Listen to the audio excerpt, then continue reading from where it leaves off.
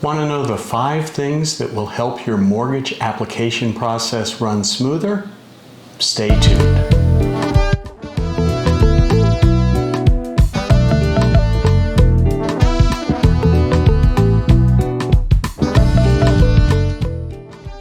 Welcome to another episode of Go To Gilbert. I'm Rob Hundley with Asher Keim Real Estate, your Go To Gilbert guy. Sitting here today with Sue Lechman. Sue, welcome. It's great to have you here. Thank you for inviting me. Sue is a mortgage lender, and we're going to learn all there is to know about mortgages in the next couple of minutes. But first, let's learn a little bit about Sue. Sue, where are you from? I'm actually from Bettendorf, Iowa, Quad Cities in the Midwest, and came out here to go to ASU. Oh, wonderful, wonderful. Been here for a lot of years. I'm not gonna age myself. Recent graduate. Well, however, you have been in mortgage for quite a while, is that right? Yeah, I've actually been in mortgages for over 20 years. Wow. What got you started in it? That is actually, I just kind of fell upon it. I went into a bank branch. I was actually hired as a personal banker and in a grocery store. Oh. And you know my personality. Yes, yeah. The confinement of the grocery store space wasn't my gig. So the mortgage person came in and I started talking to him and I said, you know, I might be interested in getting into doing what you're doing. So interviewed and I lasted probably 1 week as a personal banker and went into mortgages and have been doing it since. Well, and I have worked with you on several deals and I can vouch for Sue. She is a fantastic mortgage person. Mortgage lender, mortgage broker. Mortgage broker. And we're going to talk about that difference in just a minute. Why don't we go ahead and do that? What are the 5 things that people should know about the mortgage process? Well, first of all, who are you working with? Like I said, I started out at Wells Fargo. Mm-hmm. Wells Fargo, Chase, Bank of America, those are all what's considered retail mortgage people. So by retail, that means that they've got banking services as well as mortgage as well as financial planning services. The one thing about being in a retail branch is you don't have a lot of options. You have just their product. Okay. So you're a little bit limited as far as what you can do. Correspondent lending would be your second level. Correspondent lending, they have underwriting, processing all in-house, and then they sell it to a Wells Fargo, a Chase to service. Okay. So you're going to actually be making your mortgage payment to one of those. Okay. The downfall with correspondent lending, and I was in that for a long time before I came to the broker side, is they have a lot of different layers of management, so they've got a lot of overhead. Sure. That has to be passed on somehow so that it ultimately ends up into the interest rate. Well, and then when they sell your mortgage, they've got to kind of factor in a profit margin too, right? Correct. Okay. Broker, which is what I currently am, I was a broker for a long time, and then brokers kind of went away in 2007, 2008 when everything fell apart, and now they're back again. The broker portion of it, I do all of my own applications, my processing's all in-house, but what we do is we submit it to the actual lender to underwrite. Okay. So that avoids all of the HR, all of the overhead, all of that is taken out. So your interest rates are much, much better on the broker side. And then you also have a lot more control. So you're not just underwriting to certain specific guidelines like you would to the other two. You can actually, if one investor doesn't approve the loan, they can go ahead and I can shop it to other ones. So I've had over 25 different investors with different products. I've got bank statement products. I've got just all different types of products depending on the lender I want to submit it to. So you've got a lot more flexibility. A lot more flexibility. And again, the interest rate is normally the number one thing that people want to know about. And that's the main thing that I really love the broker side. Nice. So what are the other things people should know?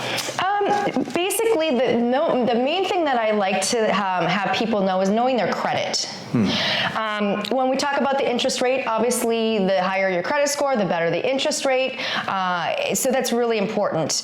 A lot of people don't understand that the balance that you have on your credit card is almost as important as having a late pay or how you pay your credit.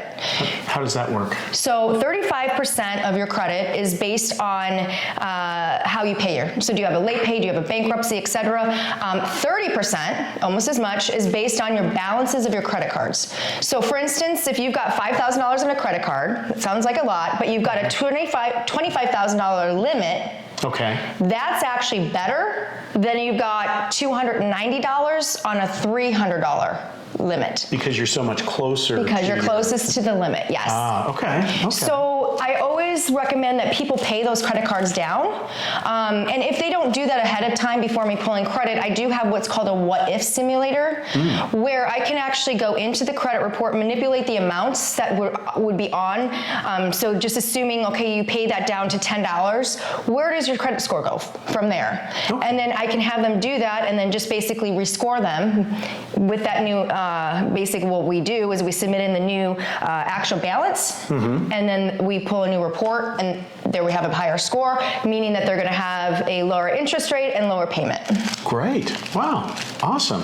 What else? I also like people to know, figure out what a comfortable mortgage payment is, because I have a lot of people who come in and they're like, I want to get qualified, I don't know how much, blah, blah, blah. It's so important. This is one of your biggest financial investments. It is so important to know how much is comfortable for your family and your budget. Yes. And then from there, I can work backwards. Because if you come in and you say, I want a $500,000 home, but you only want a $1,200 payment, that's not going to match. No. So we really, more so than the purchase price, would be really understanding what your family's budget is. Sure. And not getting yourself in so deep that if anything were to happen, you'd be in big trouble. Correct. Yes. This is, as you say, this is, I think, for the vast majority of folks, the biggest single financial transaction they ever do. Oh, absolutely. So let's get it right. Absolutely. Perfect. So what's next? I always like people to be prepared.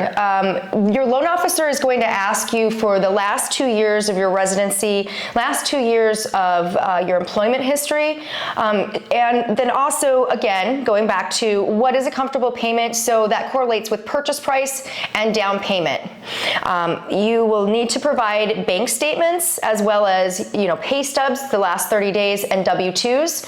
For self-employed people, they're going to need 2 years of tax returns if they've only been self-employed for less than 5 years. If it's 5 years or more, typically we can get away with 1 year. Okay. So just be prepared and have those ideas in your mind as far as, this is what we're going to need and provide, and then be prepared to provide that up front at the pre-qual stage and not necessarily once you're under contract, because we do want to know that you are, qualified before we issue the pre-qual. I sometimes tell people this is sort of the financial equivalent to going to the doctor. Well, yeah, exactly. and you want to go to a good doctor, yes, as opposed to a not so good doctor. Well, absolutely. So yes, that makes sense. Being prepared and being aware with your eyes open as to what can we afford? Exactly. Yep. That's the main thing. Sure. And then I think lastly is the pre-qualification form. It's just a piece of paper, really, if you don't do your due diligence and do your work up front. Anybody can check a box and give your signature on it and say, here, go look for a home. But as a client, you really, really want to make sure that you're not going to have any hiccups once you're under contract. Because once you're under contract, you are emotionally involved. Sure. You're also financially involved, because many times, you're paying for the home inspection or the appraisal or something like that. You want to know that when you're emotionally and financially invested in something, that it's going to come to fruition and it's not going to just fall apart. So the one thing that Jen, who is my loan partner, she's actually been with me for almost 10 years. She works just for me, 40 hours. So if I'm not available, you can always get a hold of Jen. And she is a godsend. But what we pride ourselves in is the communication aspect. So when I do a pre-qualification, I always like to do a phone application. Because how am I going to know your financial goals if I don't talk to you? Right. So in the days of the technology, it seems like a lot of people are saying, oh, go visit my website. Yes, go visit my website. If you want to do an online application, I'm still going to call you and probably find out your financial goals. Sure. I still believe in that one-on-one and that personal connection with my clients. So I always find that out, and then after I take the application, I will request their pay stubs. I'll request their W-2s. I'll request their bank statements. So Jen and I are catching anything up front. She's my processor as well, so she's the one who's going to be submitting it to underwriting. So she looks at every single file before I even issue the pre-qual. So you've got a double set of eyes. Once I issue that pre-qual, I'm checking all the boxes. Because on the pre-qual, it will have boxes, have you seen the pay stubs? Have you seen the W-2s? Have you seen the bank statements? And we want all of those to say yes. And then the pre-qual is good for 4 months, because that's how long the credit is good for. But that is very easily updated. After I have the hard pull, if that 4 months, ends, I can actually do a soft pull, which won't affect your credit whatsoever. And obviously, if there's some changes that I'm concerned with, we're going to want to pull a hard pull, because we will run automated approval. Automated approval is Fannie Mae's and Freddie Mac's system that will let me know, what documentation I will need, as well as any potential flags. You touched on it earlier, and this is something I can vouch for, Sue. Communication is key in this whole process, because once you start the transaction, it's so important to know where all the different pieces are every step of the way. And Sue and Jean are fantastic about keeping everybody in the loop, knowing where things are in the process, if there are additional documents that you're going to need, that the underwriter is going to need. You're on top of all of that stuff, so thank you. Yeah, well, thank you. Yeah, and that's the number one thing that if people say, what are you proud of? I would say communication. We, at every step of the way, like you were referring to, let's say when we get the contract, when we order the appraisal, when the appraisal comes back, when it goes into underwriting, when it comes out of underwriting, when the closing disclosure goes out, and then ultimately docs go to title, Jen is emailing the selling agent, the listing agent, the buyer. So every party's involved, so we don't have the listing agent calling you and going, oh, that loan that you got with that Sue chick? What's going on with that one? so that helps everybody, all parties involved. and I can tell you, it doesn't always go that way. A lot of times I will get calls from the listing agent saying, so I haven't heard anything, I haven't seen anything, where's my weekly update? What, and with Sue, it's always there, and it's fantastic. So, well, thank you. Thank you. Before we go, what do you and your family like to do when you're not writing mortgages? Well, I've got two kids. My 12-year-old in 7th grade, he plays football. Very passionate, and my husband is actually one of the coaches. And then my daughter, she is a Pommy at high school. She's a freshman, so driving her almost every day to the high school and back, since she's only a freshman, she can't drive. And then watching her compete. She's been a competitive dancer since she's been 6 years old, so that's kind of fun, watching her compete. And then we love to entertain. We love having people over and families over and just getting together, everybody bring a dish, and have fun. Kids play, we play. Just have a good time. Awesome. This is a great environment, a great location to do that. Oh, yeah.